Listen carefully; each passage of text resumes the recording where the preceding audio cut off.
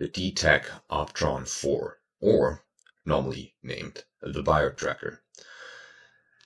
It tracks enemies in a frontal arc of the operator, and possesses the ability to track targets behind doors and walls. It helps the player to identify threats early so they can plan their moves accordingly. Dormant enemies will show up as large white dots, while awoken enemies and patrolling scouts will show as large red dots. It has a secondary function that allows the Bio Tracker to mark moving targets, red dots, within range by holding the left mouse button.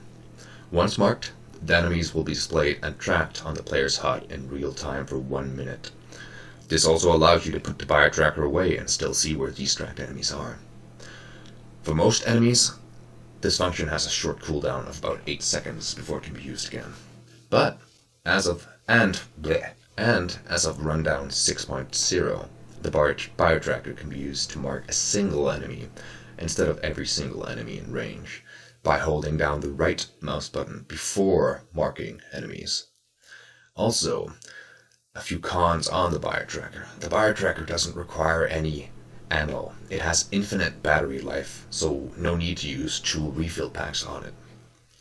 It also displays all enemies within range in real time. It can tag awoken enemies to locate them without wearing the Bio Tracker, as I said.